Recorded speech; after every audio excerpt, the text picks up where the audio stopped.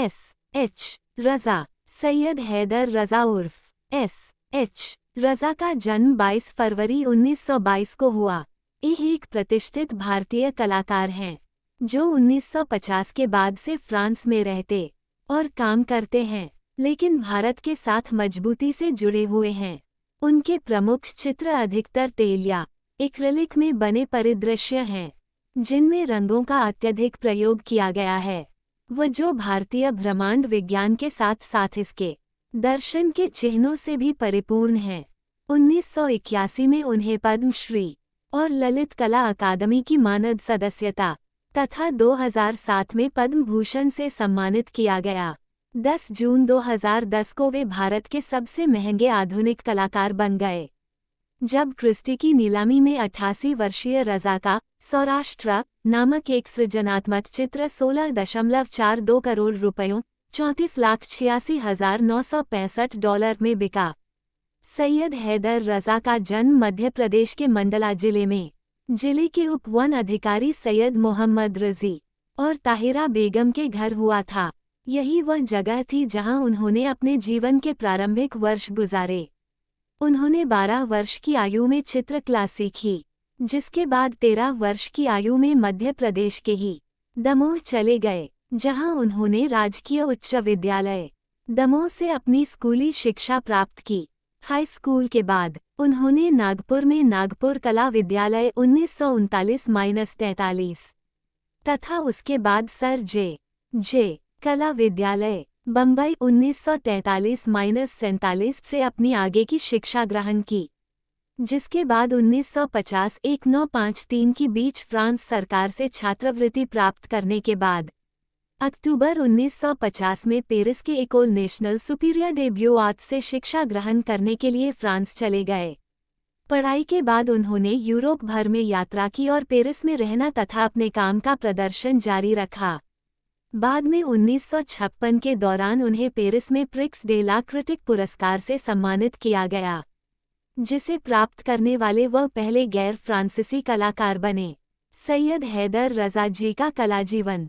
सैयद हैदर रज़ा की पहली एकल प्रदर्शनी 1946 में बॉम्बे आर्ट सोसाइटी सैलून में प्रदर्शित हुई थी और उन्हें सोसाइटी के रजत पदक से सम्मानित किया गया था। उनके चित्र अभिव्यक्ति के चित्रण से लेकर परिदृश्य चित्रकला तक विकसित हैं। 1940 के शुरुआती दशक में अपने परिदृश्यों तथा शहर के चित्रणों के धाराप्रवाह पानी के रंगों से गुजरते हुए उनका झुकाव चित्रकला की अधिक अर्थपूर्ण भाषा मस्तिष्क के चित्रण की ओर हो गया। 1947 उनके लिए एक बहुत महत्वपूर्ण वर्ष साबित हुआ, क्योंकि पहले उनकी मां की मृत्यु हो गई और यही वो वर्ष था जब उन्होंने K.H. आरा तथा F.N. सूजा फ्रांसिस न्यूटन सूजा के साथ क्रांतिकारी Bombay progressive artist group PAG की सहस्थापना की, जिसने भारतीय कला को यूरोपीय यथार्थवाद के प्रभावों से मुक्ति दी तथा कला में भारतीय अंतर्दृष्टि अंतर्ज्ञान का समावेश किया।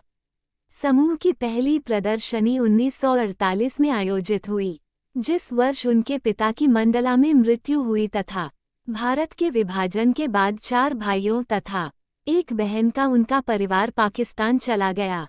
फ्रांस में अभिव्यक्ति के चित्रण से निकलकर वृहद परिदृश्यों के चित्रण तथा अंततः इसमें भारतीय हस्तलिपियों के तांत्रिक तत्वों को शामिल करके उन्होंने पश्चिमी आधुनिकता की धारा के साथ प्रयोग जारी रखा, जबकि उनके समकालीनों ने अधिक औपचारिक विषय चुने।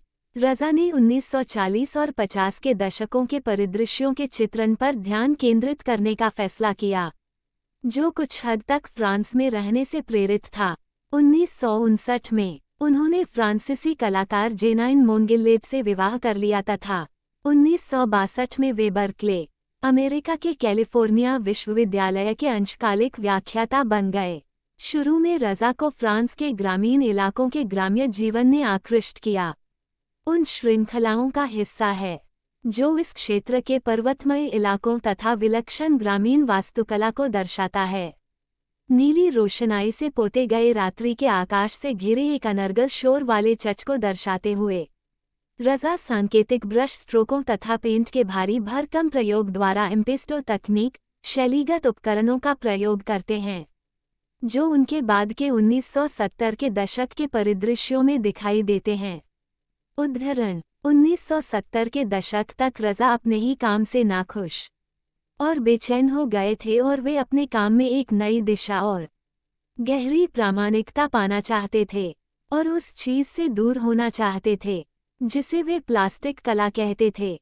उनके भारत दौरे, विशेषकर अजंता व एलोरा की गुफाओं के दौरे, जिसके बाद उन्होंने बनारस, गुजरात तथा राजस्थान की यात्रा की, उन्हें अपनी जड़ों का एहसास कराया तथा भारतीय संस्कृति को निकटता से जानने के लिए प्रेरित किया, जिसका परिणाम बिंदु के रूप में सामने आया, जो एक चित्रकार के रूप में उनके पुनर्जन्म को दर्शाता था। बिंदु का उदय 1980 में हुआ और यह उनके काम को अधिक गहराई में उनके द्वारा खोजे गए नए भारतीय दृष्टिकोण और भारतीय संस्कृति की ओर ले गया। उनके द्वारा वर्णित बिंदु की शुरुआत के कई कारणों में से एक उनकी प्राथमिक स्कूल शिक्षक है, जिसने ये जानने के पश्चात कि उनमें एकाग्रता की कमी है, ब्लैकबोर्ड पर एक बिंदु बना दिया तथा उन्हें इस पर ध्यान लगाने के लिए कहा।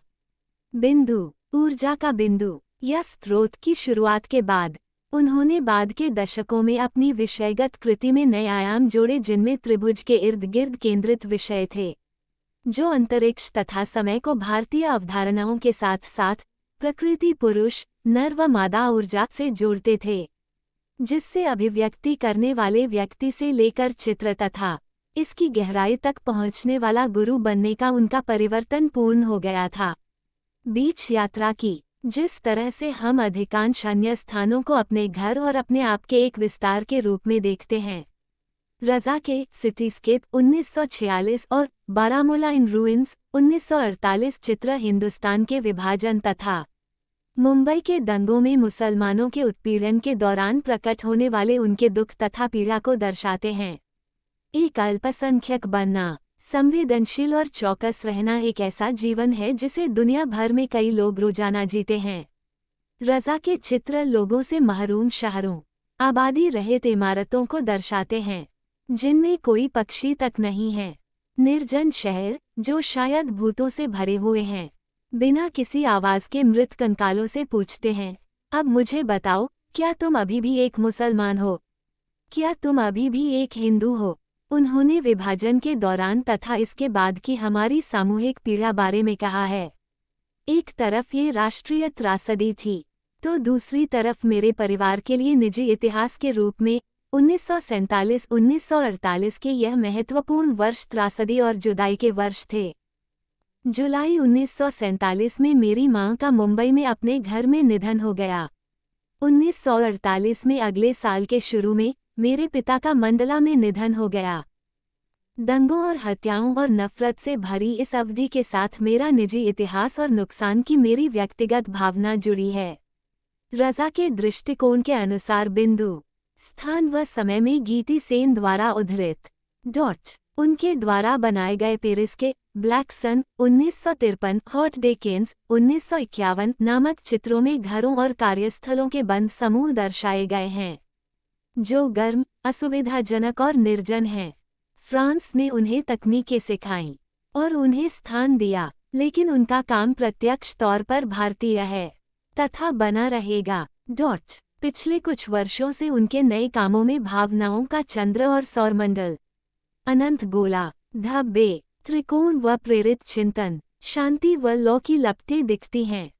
हर कोई हमेशा ये जानता है, प्रलय को याद रखता है तथा जानता है कि प्रत्येक दिन शायद फैसले का दिन है। सैयद हैदर रज़ा की कला की जड़ें 20वीं सदी से जुड़ी हुई हैं। ये वो समय है जब हिंदुस्तान को उपनिवेश बना दिया गया था।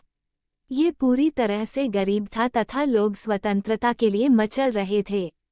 कलाकारों को बार बार यह कहा जा रहा था कि उनके लिए विक्टोरिया के तरीके और स्लेड स्कूल ही सीखने का सही रास्ता थे। आदिवासी प्रतीकों, पेरिस के सपनों, स्वतंत्रता और रंगों के दर्शन शास्त्रों के साथ प्रोग्रेसिव आर्ट ग्रुप में शामिल रज़ा तथा कई अन्य लोगों ने औपनिवेशिक बंधनों को तोड़ दिया तथा आधुनिक भारतीय कला को जन्म दिया। अंग्रेजों द्वारा अपमानित प्राचीन तकनीकें और प्रतीक एक बार पुनः भारत के कलाकारों को धरातल तथा आकार दे रहे थे। फ्रांस को तकनीक के एक शिक्षक के रूप में महत्व दिया गया था। एच रज़ा भारत तथा इसके जीवन व इसके कई रूपों को पुनः जीने के लिए नियमित रूप से भारत की यात्रा करते हैं।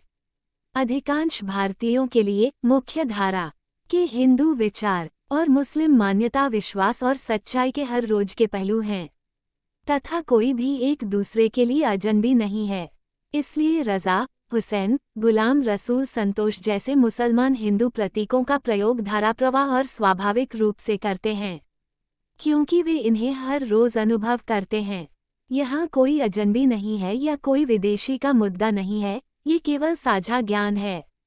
रज़ा ने कैलिफोर्निया में एक ग्रीष्मकालीन अवकाश शिक्षण करते हुए बिताया और पॉलक की जीवंत खुशी और रोथको के रहस्यमय कामों को देखा। हालांकि किसी प्रत्यक्ष प्रभाव के लिए ये खोज व्यर्थ है। उन्होंने मनुष्य के साहसिक सवालों पर खोज की, मैं यहाँ क्यों हूँ, मैं कहाँ जा रहा हूँ, क्यों, वह आश्चर्यजनक चीज़ क्या है जो जागरूकता, चेतना कहलाती है। यदि हम बने रहें तो क्या हम किसी प्रकार यह जान पाएंगे कि यह सब क्या था। रज़ा बिंदु को जन्म तथा रचना और अस्तित्व के निर्वाहक के रूप में चित्रित करते हैं तथा आकृतियों, ज्यामिति व रंगों तथा अंतरिक्ष, ध्वनि तथा समय के द्व्यायामी चित्रण के वर्णन की ओर बढ़ते जाते हैं। उदाहरण, मेरी प्रेरणा लेखक या चित्रकारों और यहाँ तक कि उस्ताद जैसे संगीतकारों के विचार रहे हैं, जिन्होंने कहा कि अपने कानों से देखो, अपनी आंखों से सुनो। सैयद हैदर रज़ा। मेरा काम मेरा स्वयं का भीतरी अनुभव तथा प्रकृति के रहस्यों तथा रूप के साथ मेरी भागीदारी को दर्शाता है, जिसे रंग, रेखा, अंतरिक्ष तथा प्रकाश द्वारा व्यक्त किया गया है। तत्व की खोज ने मुझे दीवाना कर दिया। भारतीय अवधारणाओं, प्रतिमा विज्ञान, संकेतों और प्रतीकों ने इस खोज को मजबूत किया। कुदरत के रूप में प्रकृति, जो सर्वोच्च सृजन शक्ति है, बीज में निहित भ्रूण शक्ति, नर मादा आधार, प्रकृति में सदैव मौजूद रहने वाली अंकुरण, गर्भावस्था तथा जन्म जैसी घटनाओं ने मेरी अवधारणा को देखी गई प्रकृति से प्रकृति कल्पना में बदल दिया। मैं फ्रांस इसलिए गया क्योंकि इस देश ने मुझे चित्रकला की तकनीक तथा विज्ञान की शिक्षा दी। फ्रांस के सिज़ेन जैसे अमर कलाकार एक चित्र के निर्माण का रहस्य जानते थे।